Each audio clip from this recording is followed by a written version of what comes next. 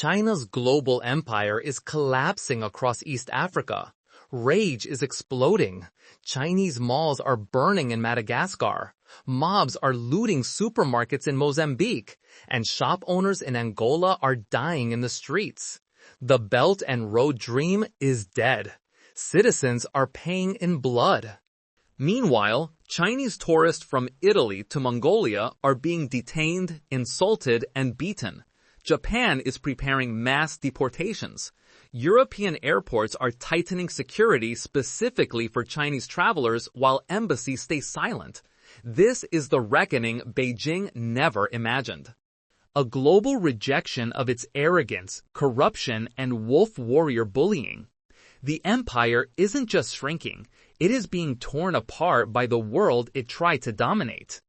Anti-Chinese violence has erupted across East Africa since late 2024, exposing the CCP's inability to protect its citizens overseas.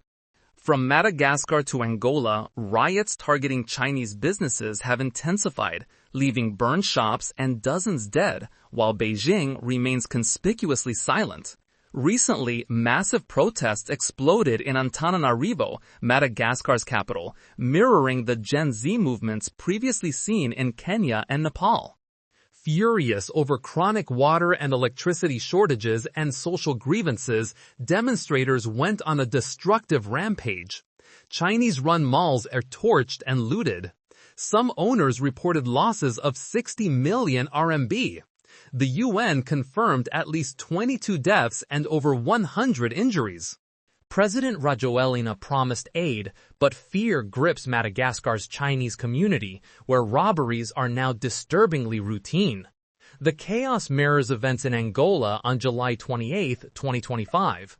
A sudden one-third diesel price hike sparked a nationwide strike among minibus drivers, escalating into the country's largest unrest in recent years. CCTV reported 22 deaths and 197 injuries. Chinese shops were overrun, some emptied within seconds. From late 2024 into 2025, Mozambique sank into turmoil following disputed election results. Violence swept through Maputo, where anti-Chinese sentiment surged and mobs looted Chinese-owned businesses. Shockingly, rioters used armored vehicles donated by the CCP to smash into Chinese supermarkets. An ex-user reported a China-funded agricultural center was also raided and stripped bare. Despite its aggressive wolf warrior posture, the CCP offered no evacuation plan, issuing only a standard advisory urging caution. Critics blasted the embassy's response as meaningless. One user wrote, "Only when lives are on the line do Chinese people realize they mean nothing to the CCP." Another blogger explained that following Beijing's heavy investments, many locals began viewing Chinese residents simply as walking money trees. In several African countries, police openly extort Chinese owners. Nations seem to have a silent agreement to rob Chinese shops. South Africa, the DRC, then Angola. Nigeria targets entire companies. In Angola, when riots erupt, mobs surge directly into Chinatown. Owners have attempted to block entrances with trucks and hire armed guards, but it doesn't stop the crowds. Even if authorities intervene, the damage is done. Online outrage intensified. "What is the embassy doing?" one commenter wrote. "They flaunt destroyers in the Taiwan Straits every day." Where are they now? This reflects a broader irony. While Beijing claims to be Africa's friend, Chinese citizens abroad are vulnerable to violence. Meanwhile, the CCP continues pouring resources into African aid programs while people inside China face declining living standards. A notorious example is Shandong University's buddy program, assigning female students to assist African males. Critics said this led to unwanted pregnancies. Disturbingly, allegations surfaced that the university's AIDS infection rate spiked by 295.2% after the program began. The problem extends beyond one campus. One resident recounted that a Zambian student hospitalized with AIDS in 2007 admitted to intimate relations with more than 100 female Chinese students. At least 20 were later confirmed to have contracted HIV. Adding to concern, China eliminated health screenings for African students in 2010. One netizen cited Gandhi. 7 things destroy humanity. Politics without principles. Wealth without work. Knowledge without character. Science without humanity. Commerce without morality. Pleasure without conscience. And worship without sacrifice. Another responded, the CCP embodies all 7. The violence underscores a geopolitical truth. The Belt and Road was built on debt, opaque deals, and political influence rather than partnership. As African economies struggle, Chinese citizens have become soft targets of local anger. Most striking is the silence from Beijing. While the CCP projects power abroad, it fails to protect its people when danger strikes. The message is unmistakable. Ordinary lives are expendable. Large numbers of Chinese abroad now face deportation. Little pinks are beaten in Mongolia and discriminated against in poor countries. The strong nation narrative falls apart. A viral video shows a Chinese tourist in Bangladesh insulted by children at the Buriganga River. He tried calmly telling them to stop.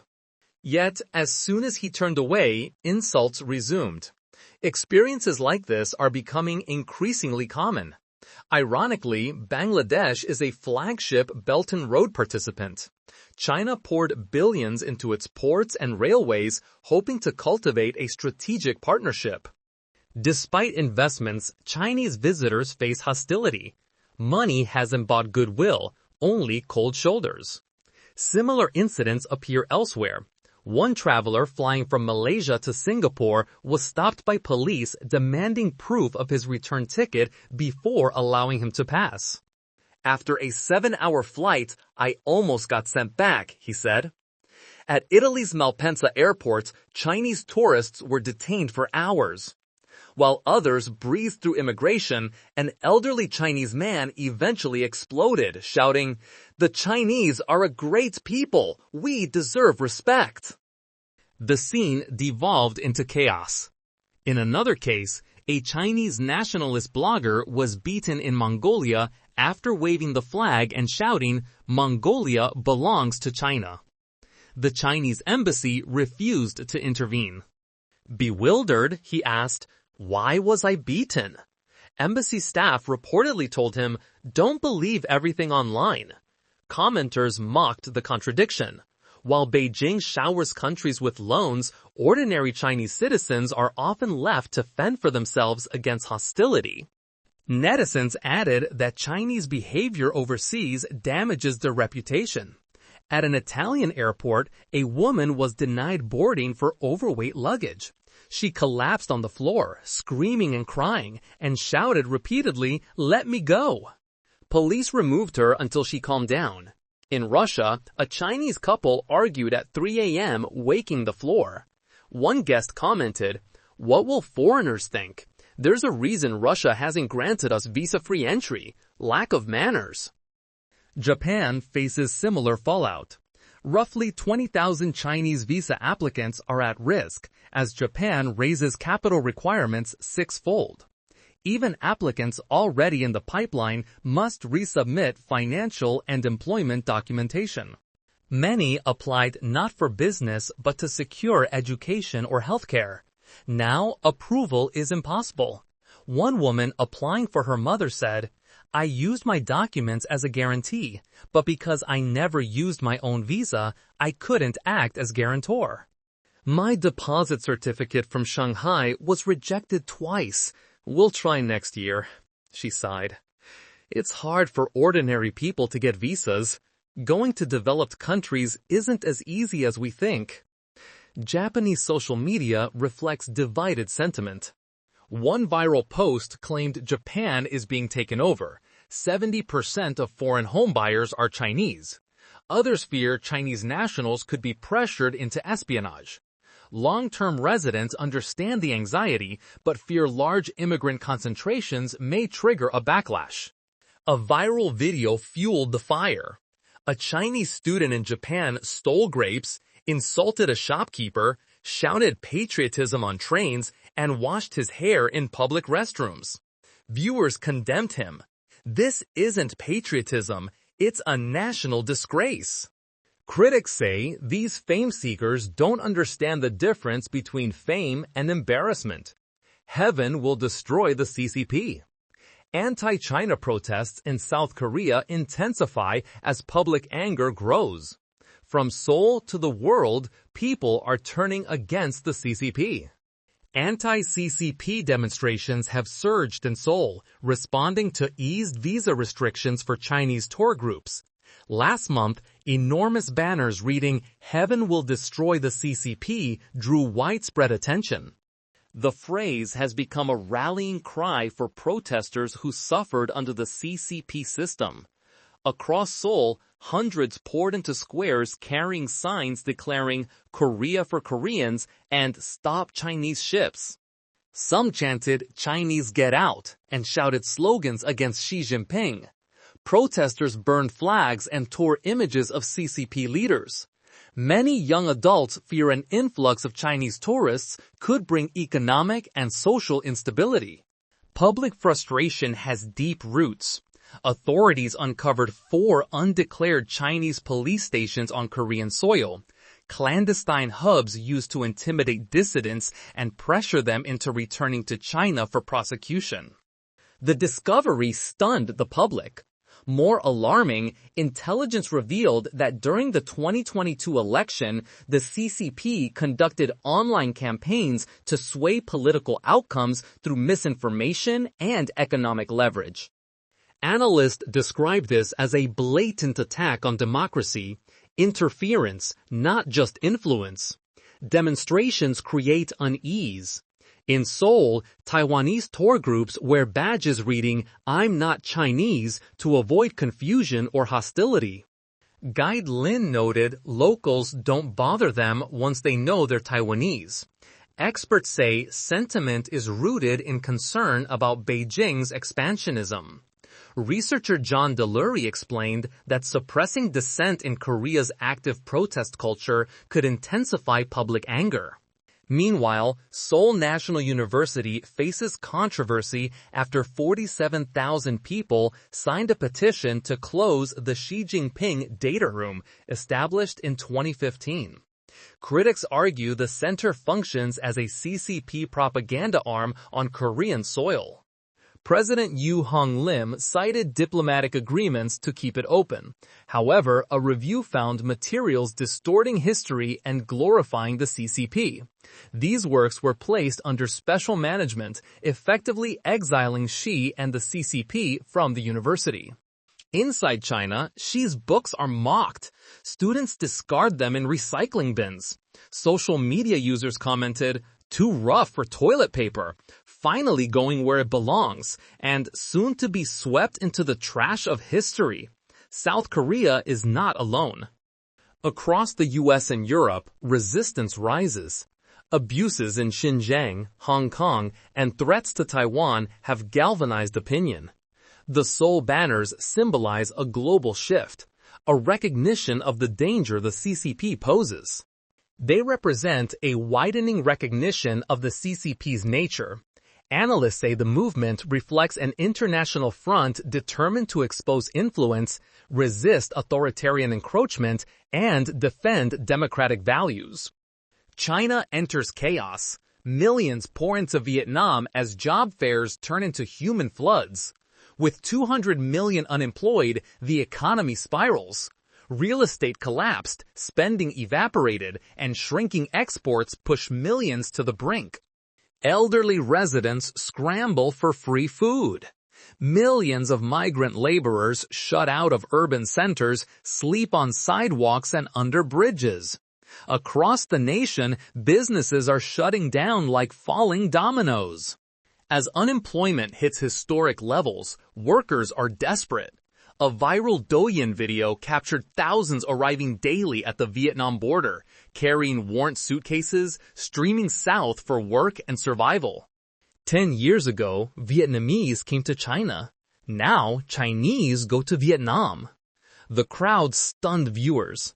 Under new regulations, Chinese citizens can enter Vietnam daily with just a passport or travel permit. A local confirmed the footage was real. He explained Vietnam's economy is booming like Shenzhen once did. With business-friendly policies and industrial parks needing workers, Vietnam has become a refuge for China's unemployed.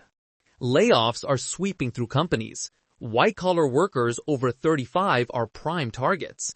One HR executive described the shock. "I laid off 685 people. Now I'm number 686. She said it felt like an earthquake. Even government workers are hit, receiving only base wages or nothing. The job market is brutal. My salary dropped to 1,800, one worker said. I've sent thousands of resumes with no replies. I wouldn't look at a 4,000 yuan job 10 years ago. Today, I can't even get one. Labor markets in Hunan overflow. Many factories shut down after months of unpaid wages. China saw 11.8 million graduates in 2024. The number rises to 12.2 million in 2025, yet opportunities shrink.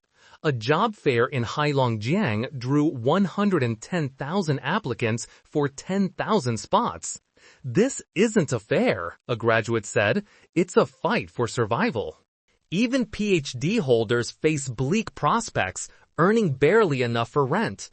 The civil service exam is an obsession. In 2025, 3.5 million registered. A single police chief role drew over 7,000 applicants. Authorities raised the age limit for advanced degrees, adding 8 million eligible candidates. Job stability has become China's most expensive luxury. Meanwhile, 200 million gig workers drift between cities. Hundreds crowd labor markets. Without connections, jobs are impossible, a man said. Many young people return home to farm or try live streaming.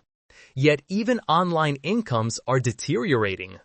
On Weibo, users document unemployment diaries, describing fragile finances and anxiety. Many choose to lie flat, rejecting the punishing work culture.